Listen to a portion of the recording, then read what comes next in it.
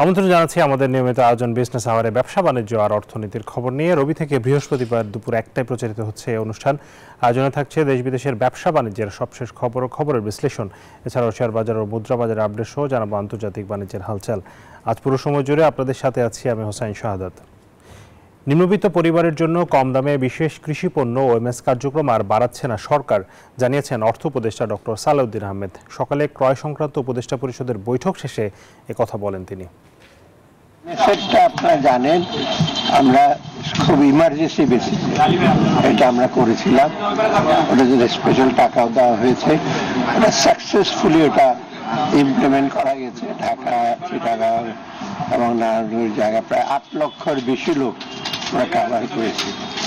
আপাতত ডিসেম্বরে আমরা এটা স্থগিত করলাম।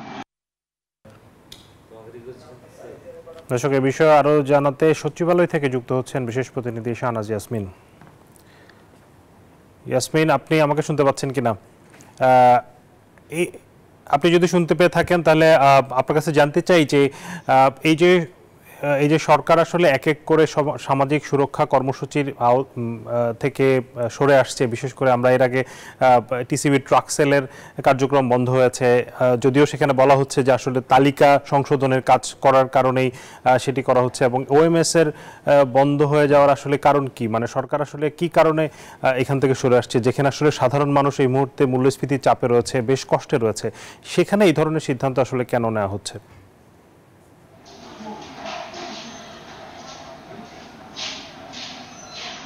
শাহাদ, আপনাকে ধন্যবাদ জানাই। অর্থ উপদেষ্টা খুব পরিষ্কার করে এই বিষয়টা আসলে জানিয়েছে সাংবাদিকদেরকে। আজকে ক্রয় সংক্রান্ত উপদেষ্টা পরিষদের বৈঠকে এই অনুমোদন হয় যে বিশেষ যে কৃষি পণ্য বিশেষ ওএমএস কার্যক্রম সেটা ডিসেম্বর পর্যন্ত ছিল, সেটা আসলে আর বাড়াচ্ছে না সরকার। এবং এটা এই বৈঠকের পর যখন উনি বের হলেন তখন আমাদের প্রশ্নই ছিল যে এই বিষয়টা কি সিদ্ধান্ত হলো, কেন হলো। আমরা জানি যে যখন সরকার যে সময় যখন মূল্যস্ফীতির চাপ শুরু হয় করোনার সময় পর থেকে বিশ্বব্যাপী, সে সময় সারা দেশে 1 কোটি পরিবারকে 30 টাকা দরে চাল আর 15 টাকা দরে 5 কেজি করে আটা দিত, 1 কোটি পরিবার পেত সেটা।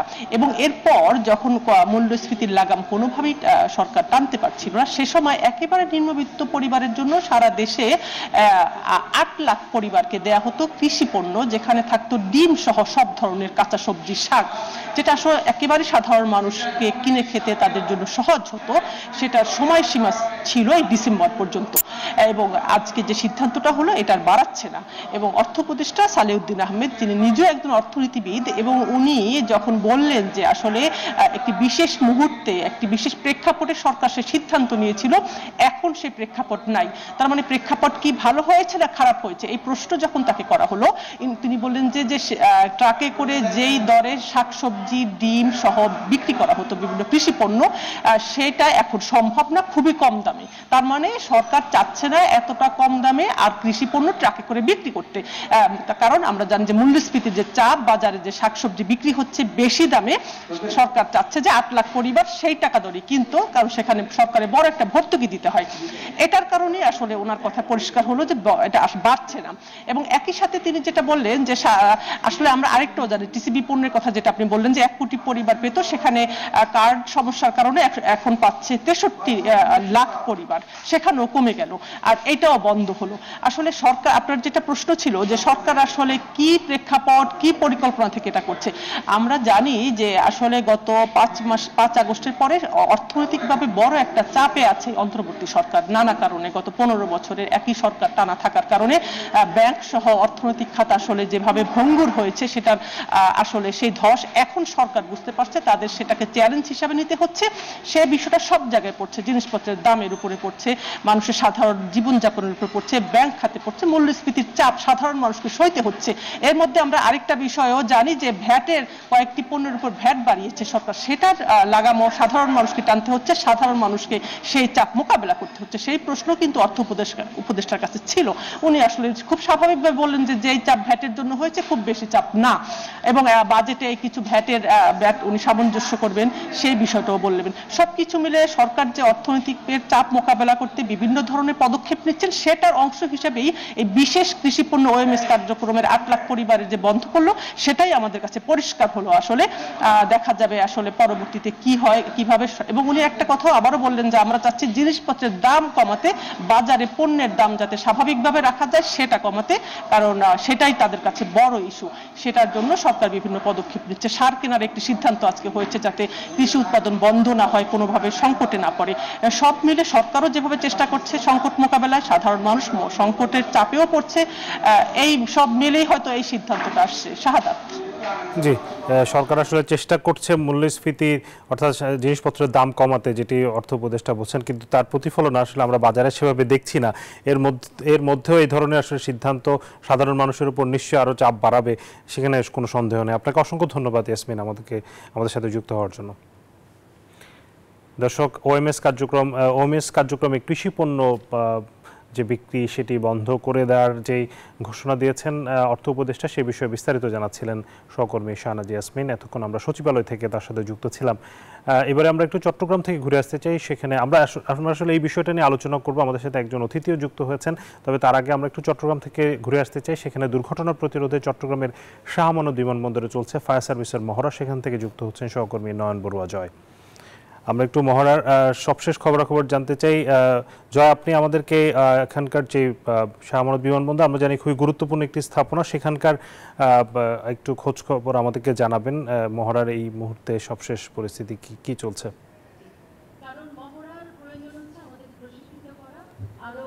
ধন্যবাদ শাহাদাত আপনাকে। আপনি যথার্থ বলছেন যে এটি একটি মহড়া, কিন্তু আমরা দেখছি একেবারে যে বিমান দুর্ঘটনা বেড়েছে, বিমান দুর্ঘটনা হলে কিভাবে মোকাবেলা করবে এখানে বিমান বাহিনী থেকে নিয়ে অন্যান্য বাহিনী, সেটার একটা দৃশ্য বটে।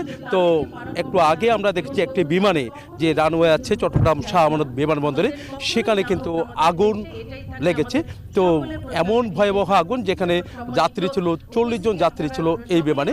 এই যাত্রীদের তারা উদ্ধার করেছে, অক্ষত অবস্থায় উদ্ধার করার চেষ্টা করেছিল, কিন্তু একেবারে বিমানটি পুড়ে ছাই হয়ে গেছে। এর মধ্যে আমরা দেখছি 10 থেকে 12 জনের অবস্থা আশঙ্কাজনক। এর মধ্যে 4 জনের মৃত্যু হয়েছে বলে আমাদেরকে জানিয়েছেন। অ্যাম্বুলেন্স থেকে নিয়ে এমন একটা দেখছি আমরা সব বাহিনী একসাথে যে মোকাবেলা করেছে, তবুও যে অক্ষত অবস্থায় অনেকজনকে এরকম একটা বড় ধরনের দুর্ঘটনা থেকে তাদেরকে এখান থেকে কিন্তু আসলে যে আনা যেতে পেরেছে, সেটা একটা বড় ধরনের একটা সক্ষমতা বলা যায়। যে মহড়ার মাধ্যমে কিন্তু তারা দেখাতে চাচ্ছে যে তো এরকম যদি দুর্ঘটনা ঘটে, বিমান দুর্ঘটনা যদি ঘটে, কিভাবে যাত্রীদের অক্ষত অবস্থায় ফেরানো যায়, কিভাবে বিমানকে রক্ষা করা যায়, সেটা নিয়ে তাদের যে প্রস্তুতি, আগেভাগে তাদের যে প্রস্তুতি, এটি একটি প্রস্তুতির অংশ বলে আমাদেরকে জানিয়েছেন। তো আমরা দেখছি বিভিন্ন বাহিনী তারা এখানে অবস্থান নিয়েছেন, সেনাবাহিনী থেকে নিয়ে নৌবাহিনী থেকে নিয়ে বিভিন্ন বাহিনী আমরা দেখছি এই মহড়ায় তারা অংশগ্রহণ করেছেন। একটু আগে কিন্তু মহড়া পরিদর্শন করেছেন বিমান ও পর্যটন মন্ত্রণালয়ের সচিবও এসেছেন, একই সাথে বাংলাদেশ বিমান কর্তৃপক্ষের চেয়ারম্যানও এসেছেন এই মহড়ার পরিদর্শন করতে। তো আমরা দেখছি বিমান কর্তৃপক্ষের যে চেয়ারম্যান তিনি যেমনটা জানিয়েছেন, একই সাথে যে সচিব যেমনটা জানিয়েছেন, তিনি বলছেন যে আরও সক্ষমতা বাড়ানোর জন্য তাদের যে পরিকল্পনা, তো সেই পরিকল্পনা নিয়ে তারা এগুচ্ছে বলে আমাদেরকে জানিয়েছেন। তো এই ছিল আমার এখানকার সর্বশেষ। ফিরে যাচ্ছি স্টুডিওতে শাহাদাতের কাছে। জয়, আপনাকে অসংখ্য ধন্যবাদ।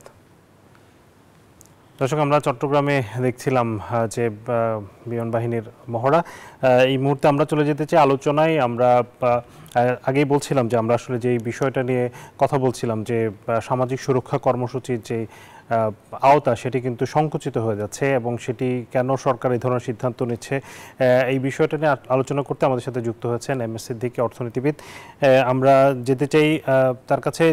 জনাব সিদ্দিকী, আপনার কাছে জানতে চাই যে এই যে আমরা জানি আসলে সরকার নানা ধরনের চাপের মধ্যে রয়েছে, আর্থিক সংকটের মধ্যে রয়েছে, কিন্তু সাধারণ মানুষের যেই সব সুযোগ সুবিধাগুলো ছিল, সামাজিক সুরক্ষা কর্মসূচি, সেই জায়গাটাতে আমরা দেখতে পাচ্ছি বিভিন্ন জায়গা থেকে আসলে সুযোগ সুবিধাগুলো কমানো হচ্ছে। এটি আসলে সঠিক সিদ্ধান্ত কিনা সরকারের দিক থেকে? এটাকে এক কথায় বলতে হয় এটা মোটেও সঠিক নয়, এটা একটা আত্মঘাতী এবং জনগণের দুর্ভোগ বাড়াবে। কারণ অল্প স্বল্প এই ক্রাইসিসের সময়, এই ইনফ্লেশনের সময় মানুষের চাকরি কমে, রোজগার কমে গেছে, চাকরি চলে গেছে। নিম্নবিত্তের মানুষের জন্য যে একটা সাশ্রয়ের জায়গা ছিল, সেটা যদি দিনে দিনে সংকুচিত হয়ে আসছে, এটা আসলে আতঙ্কের ব্যাপার এবং তাদের জন্য খুবই বিপদের ব্যাপার। এটা কোনোভাবেই গ্রহণযোগ্য নয়। সরকার যত যুক্তি দেখাক, আমি বলবো যে এটাকে যে কোনো মূল্যে, এটাকে এক্সপানশন, যেখানে এক্সপানশন করা প্রয়োজন সেখানে সংকুচিত করা যে কোনো মূল্যে এটা প্রত্যাহার করা উচিত।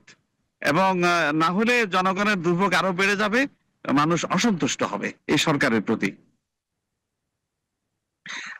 ওনারা যে একটা যুক্তি দেখিয়েছেন, যে যে কার্ড গুলো দেওয়া হয়েছিল আগের আমলে, সেগুলোতে অনেক কিছু শুনতে পাচ্ছি এনামলি ছিল। তো যেগুলি সঠিক সেগুলো তদন্ত করে সেগুলোকে ঠিক করা, নতুন কিছু রিয়েলি ডিজার্ভিং মানুষকে নতুন কার্ড বিতরণ করা, এগুলো প্রায়োরিটি বেসিসে করা উচিত বলে আমি মনে করি। এর ভিতরে আবার আপনি জানেন টিসিবি যে ট্রাকে করে যে ডিস্ট্রিবিউশন করতো ন্যায্য মূল্যে কিছু জিনিস, সেটাও সংকুচিত হয়ে আসছে এবং সেটাও আরো আমার কাছে মনে হচ্ছে যে এটা আরেকটা আত্মঘাতী এবং জনগণের দুর্ভোগ বাড়াবে। কারণ কিছু সংখ্যক লোক হলেও এই ধরনের একটা সরবরাহ থেকে কিছুটা সাশ্রয় হতো, কিছুটা তাদের সুবিধা হতো। অত্যন্ত এটা অত্যন্ত দুঃখজনক এবং আপত্তিকর যে এই যে সরকার যেটি বলছে যে এই যে অর্থ উপদেষ্টা বলছেন যে আসলে সরকার ঘাটতিতে রয়েছেন, যে ঘাটতিতে থাকার কারণে সরকার এই মুহূর্তে আসলে এইসব এত কম দামে আসলে পণ্য বিক্রি করতে পারবেন না, যেটি সরকারের উপর একটা চাপ বাড়াবে। কিন্তু সেই চাপটা আসলে সেইখানে যে ধরনের অর্থ ব্যয় হয় সেটি সাধারণ মানুষের, এত বিশাল অঙ্কের মানুষের আসলে একটি সুরক্ষার আওতার মধ্যে রাখা যেত, কিন্তু সেখান থেকে সরকার আসলে কত টাকা মানে সেভ করতে পারবে। অন্যদিকে আমরা দেখতে পাচ্ছি যে সরকারি কর্মকর্তাদের সুযোগ সুবিধা বাড়াচ্ছেন, সেদিকে ব্যয় বাড়ছে, কিন্তু সাধারণ মানুষের, একেবারে গরিব নিম্নবিত্ত মানুষের সুযোগ সুবিধাগুলো কমাচ্ছে। এই যে বিপরীতমুখী একটি বৈষম্যমূলক সিদ্ধান্ত সরকারের দিক থেকে আসছে, এই চিন্তার পেছনে আসলে কি, মানে সরকারের কি পরিকল্পনা কাজ করছে? সরকারের কোনো পরিকল্পনা আছে বলে আমার মনে হয় না। এর পেছনে যেটা কাজ করে আমি দেখতে পাচ্ছি, সরকার আসলে আমলা নিয়ন্ত্রিত হয়ে গেছে, আমলাদের উপর অতিমাত্রায় নির্ভরশীল হয়ে গেছে, যার জন্য এদেশের মাত্র 18 কোটি মানুষের ভিতরে 1% সরকারি কর্মকর্তার জন্য মহার্ঘ ভাতার ব্যবস্থা করা, এটা কোন যুক্তিতে? যেখানে ভ্যাট বাড়ানোর কারণে 12,000 কোটি টাকা আর্ন করবে বলছে, সেখানে শুধুমাত্র মহার্ঘ ভাতা দেওয়ার কারণে 5,000 কোটি টাকা সরকারি কর্মকর্তাদেরকে দিয়ে দিতে হবে। এই 1% লোককে এতগুলো বেনিফিট দেওয়ার, এটার কোনো যুক্তি সরকার দেখাতে পারবে বলে আমার মনে হয় না। এখন পর্যন্ত আমার কাছে কোনো তথ্য নাই যে সরকার কি যুক্তি দেখাচ্ছে এটার জন্য। এটা অনতিবিলম্বে বাতিল করা দরকার। আজকের পেপারে দেখলাম যে একটা মাল্টিন্যাশনাল কোম্পানি যে ট্যাক্স ফাঁকি দেয়, সেটা রোধ ট্রেনিং দেওয়ার জন্য ইউরোপে যাচ্ছে 5 জন এনবিআর এর কর্মকর্তা।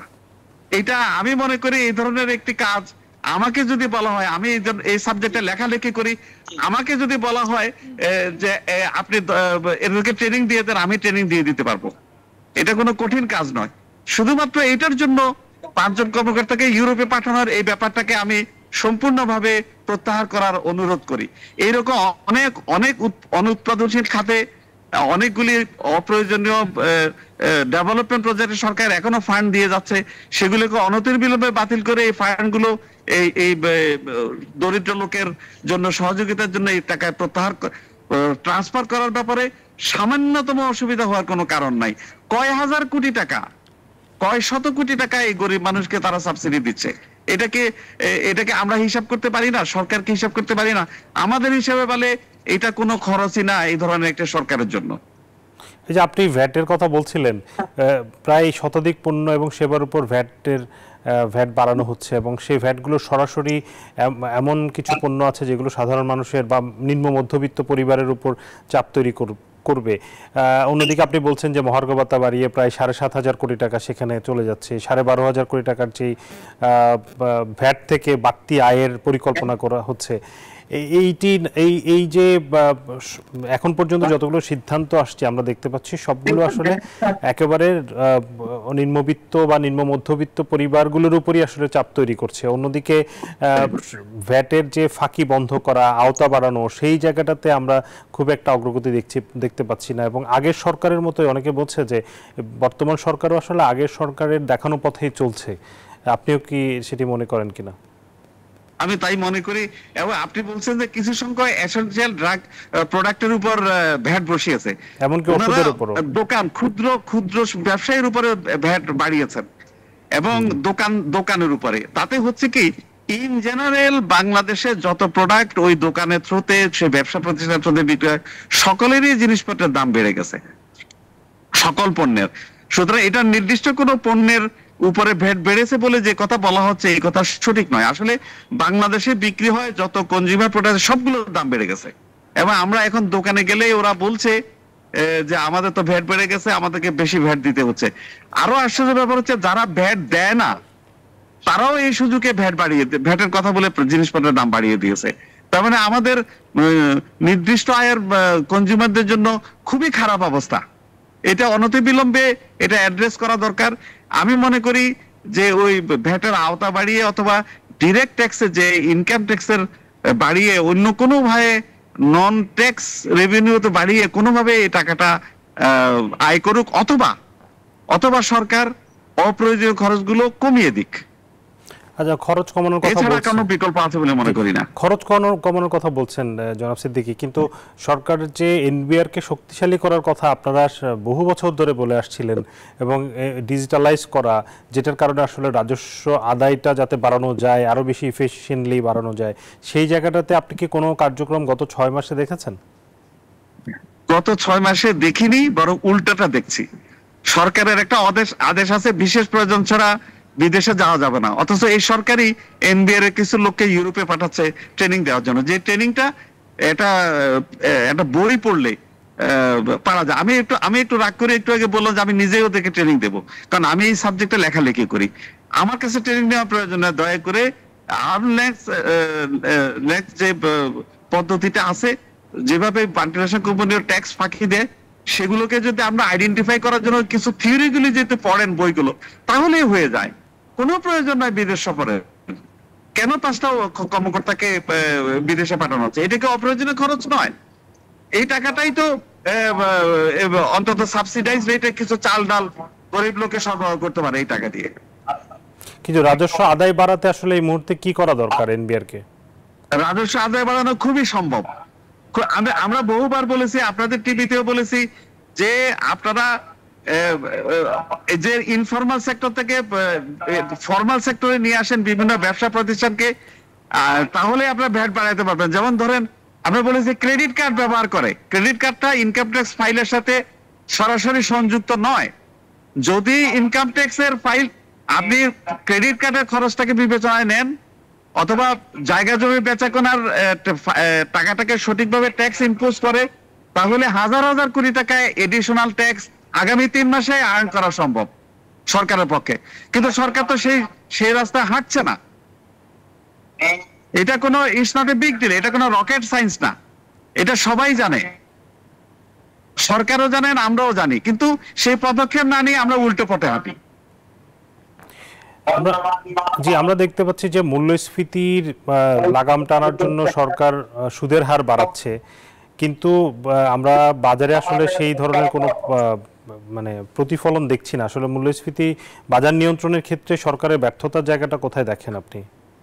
আচ্ছা, সুদের হার বাড়ানোর থিওরিটা হচ্ছে বইয়ের একটা থিওরি, ইনফ্লেশন নিয়ন্ত্রণের। সুদের হার বাড়ালে মার্কেটের টাকার সরবরাহ কমে যায়। সেটা কোথায় সম্ভব? উন্নত বিশ্বে, যেখানে ব্যাংক ক্রেডিটে একটা বিরাট অংশ কনজিউমার লোন, ক্রেডিট কার্ডে ফার্নিচার কেনায়, লাক্সারি প্রোডাক্ট কেনায় ব্যাংকে থেকে লোন নিয়ে কনজিউমাররা, মিডল ক্লাস যে খরচটা করে, সেইটা হচ্ছে সংকুচিত হয়। সুতরাং মার্কেটে টাকা কম আসে। কিন্তু আমাদের দেশে আপনি যে লোন, সেই লোনের বেশিরভাগ অংশ হচ্ছে industrial raw materials, fixed machinery, এই ধরনের লোন। সুতরাং এইটা যদি করা হয়, আসলে ইনভেস্টমেন্ট সংকুচিত হয়ে যায়। কাগজে কলমে থিওরিটা ইনফ্লেশন রিডিউস করে, কিন্তু আমাদের দেশে এই থিওরি তো চলবে না। এই থিওরি উন্নত বিশ্ব থিওরি, আমেরিকার জন্য এটা চলে, ইউরোপে চলে, এশিয়ার কোন কোন দেশে কনজিউমার লোনের ব্যাপারে এটা চলতে পারে, কিন্তু বাংলাদেশে কনজিউমার লোন তো একেবারেই কম ব্যাংকিং টোটাল সিস্টেমের। সুতরাং এই থিওরি বাংলাদেশে কাজে লাগবে না। তাহলে কি করতে হবে সরকার, আসলে কি করতে পারে? মানি মার্কেটে এমনিতেই সংকট আছে, সংকুচিত হয়ে আসছে। বাংলাদেশের মার্কেটে টাকার সংকুলন কম, ব্যাংক থেকে ইন্ডাস্ট্রিগুলোকে লোন দেওয়া যাচ্ছে না। আসলে আমাদের সমস্যা কি জানেন? আমাদের সমস্যা হচ্ছে ইম্পোর্টেড প্রোডাক্টের দাম বেড়ে গেছে ডলারের ফ্লাকচুয়েশনের কারণে। এই ফ্লাকচুয়েশনটা হচ্ছে 45%। অর্থাৎ কোন জিনিসের যদি কোনো দাম না বাড়ানো হয়, শুধুমাত্র ডলারের এক্সচেঞ্জ রেট বেড়ে যাওয়ার কারণে 87-85 টাকা থেকে 122 টাকা হওয়ার কারণে 45% জিনিসের দাম বেড়ে যাওয়ার কথা। এরপরে আছে আমাদের দেশের সাপ্লাই সিস্টেমে অরাজকতা চলছে। এখানে সরকারের কোনো নিয়ন্ত্রণ নাই, সরকারের কোনো সুপারভিশন নাই। এগ্রিকালচার প্রোডাক্টটা গ্রাম থেকে আসলে আমরা এটাকে মনিটর করা হয় না, সরকার এটাতে সাবসিডি দেয় না, এটাতে ব্যাংক লোন দেয় না, যার জন্য হয় কি এটা অনেকটা ওপেন মার্কেট কাজ করছে। ওপেন মার্কেট যদি এখানে কাজ করে, ওই যে সিন্ডিকেট বলেন আপনারা, সিন্ডিকেট বলতে বলতে মুখের ফেনা তুলে ফেলছেন। সিন্ডিকেটকে নিয়ন্ত্রণ করার জন্য এই সাপ্লাই চেইনে ক্লোজ ওয়াচের দরকার। সেটা একদম ফ্রি মার্কেট, সেখানে কেউ কোনো ওয়াচ করে না, সরকার সে ব্যাপারে যেতে রাজি নয়, এগ্রিকালচার ডিপার্টমেন্ট সেখানে যাতে রাজি নয়। তারা কি করেন, কোন জিনিসের দাম বেড়ে গেলে কাস্টম ট্যাক্স কমিয়ে দিয়ে এটাকে নিয়ন্ত্রণ করার চেষ্টা করে, এবং সরকার অবশ্যই সেখানে ব্যর্থ হয়। আমাদের সাপ্লাই চেইনে এবং উৎপাদন খরচে এবং আমদানিতে খরচ কমানোর জন্য যে পদ্ধতি, এটা আরো একটা ব্যাপার হচ্ছে যে ডিস্টরশন এবং দুর্নীতি এবং চাঁদাবাজি। আপনাকে আমি স্ট্রেট হয়ে বলে দিতে পারি, বাংলাদেশে যদি একটি প্রোডাক্টের জিনিসের দাম বাড়ানো হয় 10 টাকা চাঁদাবাজির জন্য, সেখানে কন্টিজেন্সি আরো 10 টাকা বেশি ধরে রাখতে হয়। তার মানে 10 টাকা চাঁদাবাজির জন্য 20 টাকার জিনিসের দাম বেড়ে যায়। এই দেশের মানুষ সিন্ডিকেটকে গালিগালাজ করে, কিন্তু দুর্নীতিবাজ চাঁদাবাজদেরকে যদি প্রতিহত করার চেষ্টা করতো তাহলে জিনিসপত্রের দাম যে কমে যেত, এই ব্যাপারটা আমরা আলোচনাই করি না, এই ব্যাপারে আমাদের কোনো চিন্তা ভাবনাই নাই। আমাদেরকে সেখানে হস্তক্ষেপ করতে হবে। সিন্ডিকেটকে ধরে ধরে জেলে দিব, অথবা মোবাইল কোড দিয়ে মুদি দোকানের কর্মচারীকে 2 মাসে জেল দিয়ে দিব, এটা দিয়ে কোনোদিন কোন সরকার পৃথিবীতে এই সমস্যার সমাধান করতে পারে নাই। বাংলাদেশ সরকারও পারবে না, আগের সরকারও পারে নাই, বর্তমান সরকারও পারবে না, পারবে না। আমি রিপিট করলাম, এটাকে যেখানে সমস্যা সেখানে সরকারকে হাত দিতে হবে, সাপ্লাই চেইনে হাত দিতে হবে, দুর্নীতি কমাতে হবে, জিনিসপত্রের দাম যেভাবে কমে আসে সরবরাহটাকে স্মুথ করতে হবে। জি, সেইটা না করে যদি আমরা শুধু মুদি দোকানের কর্মচারীকে 2 মাসের জেল দিয়ে জিনিসপত্রের বেশি দামের জন্য, এটা কি কোনো সমাধান হবে না। যে আমরা শেষের দিকে চলে এসেছি, আমি একটু বিনিয়োগের জায়গাটাতে আসতে চাই। আপনি বলছিলেন যে বিনিয়োগ আসলে স্থবির হয়ে আছে, যেটির কারণে আসলে দেখা যাচ্ছে আবার কর্মসংস্থানের একটি বাজারেও এক ধরনের একটা অস্থিরতা তৈরি হচ্ছে, মানুষজন চাকরি হারাচ্ছে এবং নতুন করে আসলে প্রার্থীরা চাকরি পাচ্ছে না। ওভারঅল সবকিছু মিলিয়ে আসলে বিনিয়োগ বাড়ানোর ক্ষেত্রে সরকারের এই মুহূর্তে করণীয় কি আছে? এতক্ষণ যে কথাগুলো বলেছি, সরকার একটা প্রথমত স্টেবল একটা এসুরেন্স দিতে হবে, আইন শৃঙ্খলা রক্ষা বাহিনীর তৎপরতা থাকতে এসিওর্ড হতে হবে। মনে করেন একজন ব্যবসায়ী 2 লাখ টাকা পকেটে নিয়ে ঢাকা থেকে চিটং বাসে করে যাচ্ছে, কোনো নিশ্চয়তা কি আছে যে হাইজাকাররা টাকাটা নিয়ে যাবে না?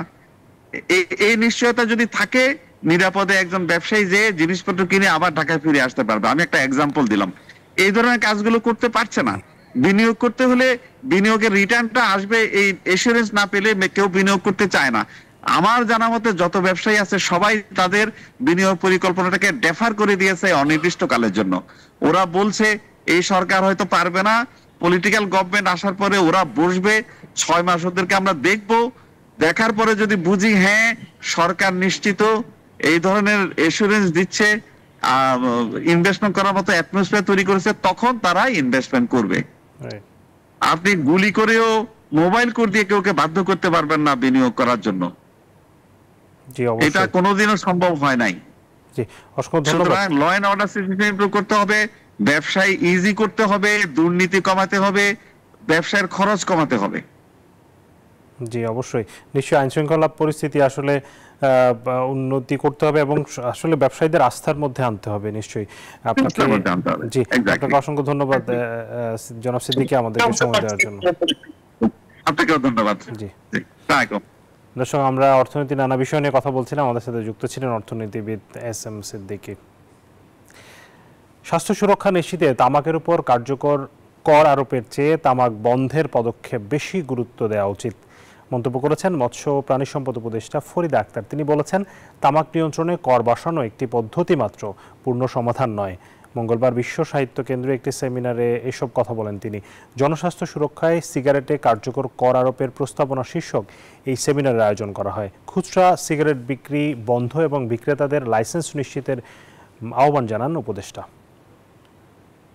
তাহলে ব্যবহার কমে যাবে এবং ব্যবহার কমলে মোট যে রাজস্ব আয় তা নাকি কমবে, কিন্তু বহু গবেষণা করে দেখানো হয়েছে যে আসলে রাজস্ব বরং বাড়বে। কর আরোপ তো অবশ্যই, এবং অন্যান্য সব মাধ্যমে তামাক সেবন বন্ধ করে জনস্বাস্থ্য রক্ষা করাটা আমাদের জন্য জরুরি।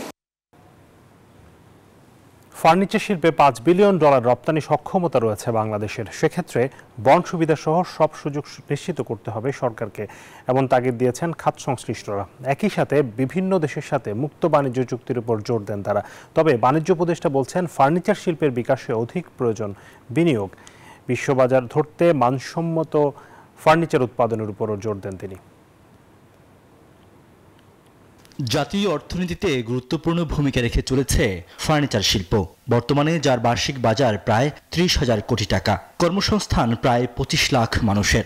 সাশ্রয়ী মজুরি এবং নান্দনিক ডিজাইন এই শিল্পকে আরও বেশি ত্বরান্বিত করেছে। অভ্যন্তরীণ চাহিদার পাশাপাশি ইউরোপ মধ্যপ্রাচ্যে রপ্তানির বড় সুযোগ দেশের ফার্নিচার শিল্পের সামনে। তারপরও নানা প্রতিবন্ধকতায় এই শিল্প ধরতে পারছে না বিশ্ববাজার। রাজধানীর পূর্বাঞ্চলে চায়না বাংলাদেশ ফ্রেন্ডশিপ এক্সিবিশন সেন্টারে এক আলোচনায় নানা অভিযোগ করেন উদ্যোক্তারা। এটা কাপড় হোক, এটা বোর্ড হোক, এটা পেরেক হোক, একটা নাট বল্টু হোক, যা যা ফার্নিচার বানাতে লাগে প্রত্যেকটা জিনিস আমাদেরকে সাশ্রয়ী মূল্যে পেলে কিন্তু বসিরভাগ আমরা জিততে পারবো, নাহলে কিন্তু জিতা যাবে না।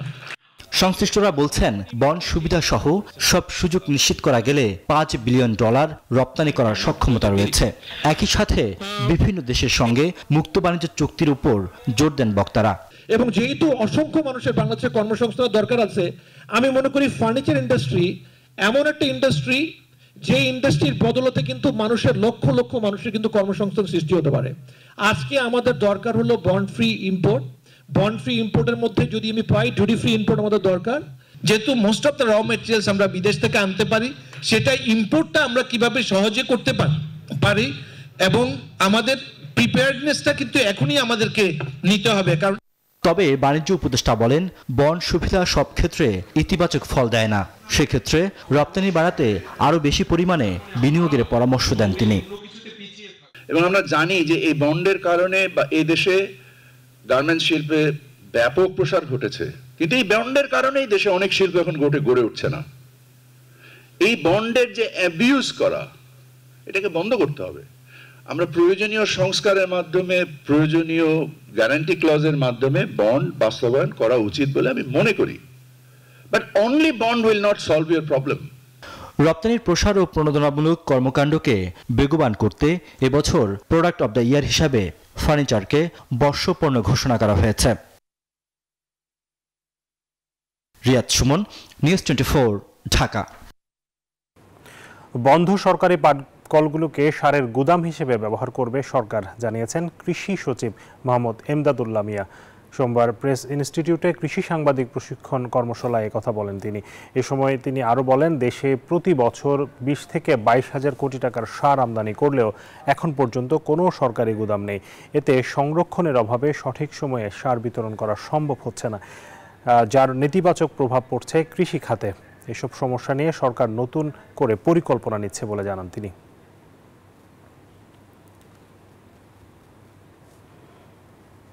দর্শক, বিজনেস আওয়ারের সময় হলো একটা বিরতির। ফিরছি শেয়ার বাজার আপডেট ও ব্যবসা বাণিজ্যের আরো খবর নিয়ে, সাথেই থাকুন।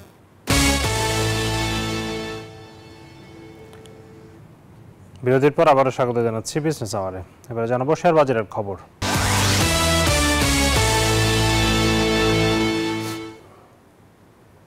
শেয়ার বাজারের খবর জানাতে সরাসরি যাচ্ছি ঢাকা স্টক এক্সচেঞ্জের ওয়েবসাইটে। এই মুহূর্তে দেখছি যে ইতিবাচক ধারায় লেনদেন চলছে ঢাকা স্টক এক্সচেঞ্জে। ডিএসসি এক্স ইন্ডেক্স প্রায় 20 পয়েন্ট বেড়েছে, অবস্থান করছে 5215 পয়েন্টে। ডিএসসি সরি ইন্ডেক্স বেড়েছে 6 পয়েন্টের মতো, অবস্থান করছে 1176 পয়েন্টে। ডিএস30 অবস্থান 1930, বেড়েছে 7.79 পয়েন্ট। এখন পর্যন্ত আমরা যদি লেনদেনের চিত্র দেখি, লেনদেন হয়েছে 365 কোটি টাকার, যেটি আসলে গত কয়েকদিনের চেয়ে কিছুটা বেড়েছে বলা যেতে পারে। লেনদেন অংশ নেওয়া কোম্পানিগুলোর মধ্যে দাম বেড়েছে 218টির, কমেছে 106টির এবং অপরিবর্তিত আছে 76টি কোম্পানির শেয়ারের দর। দর্শক, পুঁজিবাজারের খবর জানাচ্ছিলাম, এবারে জানাতে চাই মুদ্রা, স্বর্ণ ও রূপার বাজারের আপডেট ও দরদাম। শুরুতেই মুদ্রা বাজার পরিস্থিতি।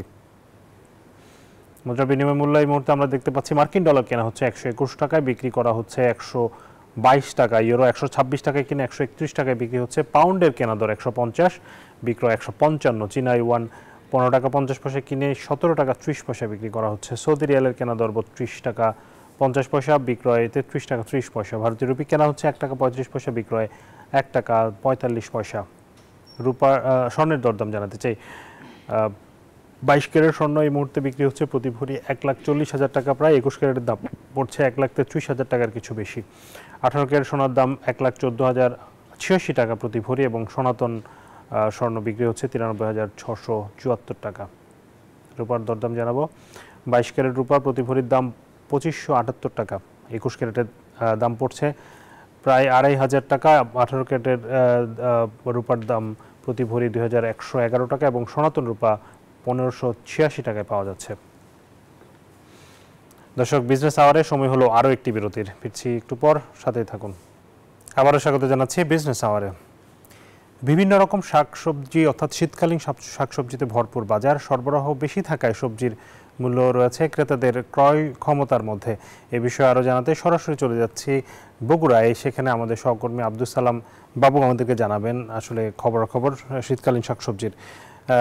বাবু, আপনি দেখতে পাচ্ছি যে আপনার পেছনে প্রচুর শাকসবজি এবং আপনি বাজারে রয়েছেন। এই মুহূর্তে আসলে সেখানে সরবরাহ কেমন রয়েছে এবং দাম কেমন, ক্রেতা বিক্রেতারা কি বলছেন? এবং আমরা একটি বিষয় একটু যদি বলেন যে কৃষকদের দিক থেকে এক ধরনের বলা হচ্ছে তারা আসলে ন্যায্য দামটা পাচ্ছে না সেভাবে করে, যেভাবে বাজারে চড়া দামে বিক্রি হচ্ছে, কৃষকরাই বা কি বলছেন?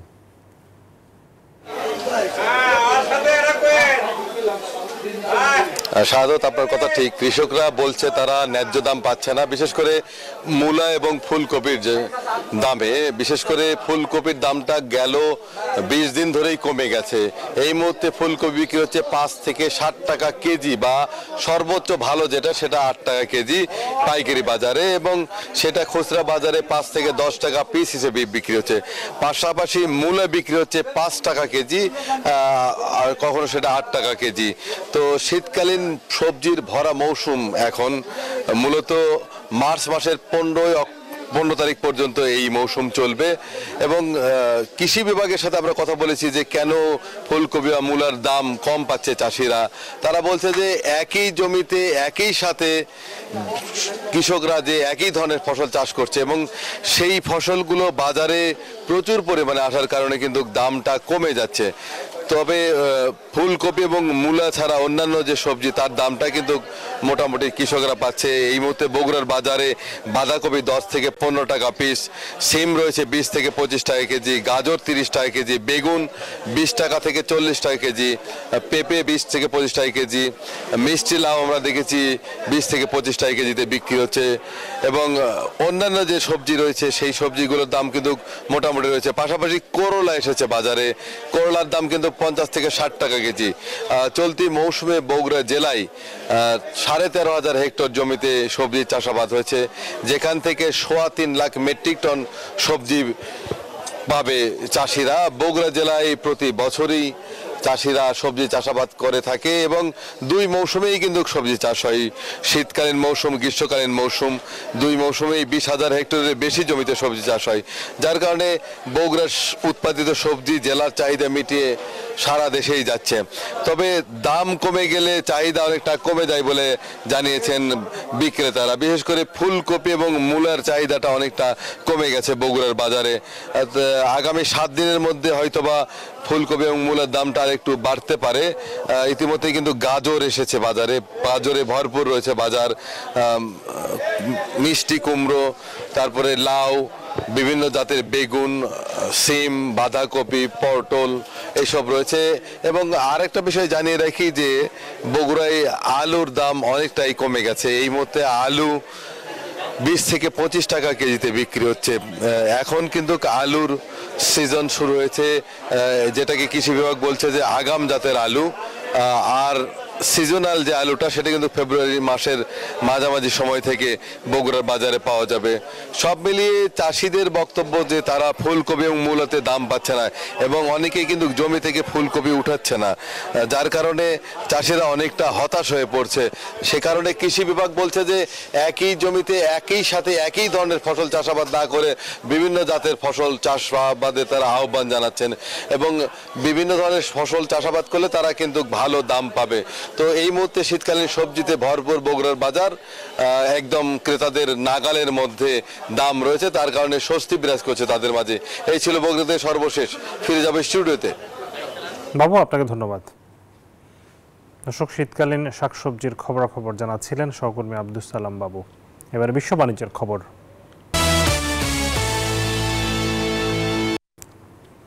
চীনের প্রবৃদ্ধি 2024 সালে 5% লক্ষ্যমাত্রা অর্জন করেছে। মূলত উৎপাদন ও রপ্তানির প্রবৃদ্ধির উপর নির্ভর করে গত বছর প্রবৃদ্ধির লক্ষ্যমাত্রা অর্জন করেছে দেশটি। ডোনাল্ড ট্রাম্প নির্বাচিত হওয়ার পর চীনের রপ্তানিকারকরা আগে ভাগে রপ্তানি করে ফেলায় শেষ প্রান্তিকে চীনের প্রবৃদ্ধির হার বেড়েছে। বছরের শেষ প্রান্তিকে দেশটির অর্থনীতি বেশ ভালোভাবে ঘুরে দাঁড়িয়েছে। শেষ প্রান্তিকে দেশটির প্রবৃদ্ধি 5.4% হয়েছে। ফলে তৃতীয় প্রান্তিকে প্রবৃদ্ধির গতি কমলেও চতুর্থ প্রান্তিকে তা অনেকটা পুষিয়ে নেওয়া গেছে। চীনের জাতীয় পরিসংখ্যান ব্যুরো বলেছে, বেশ কিছু প্রণোদনা প্যাকেজ দিয়ে অর্থনীতি চাঙ্গা করার চেষ্টা করেছে চীন সরকার।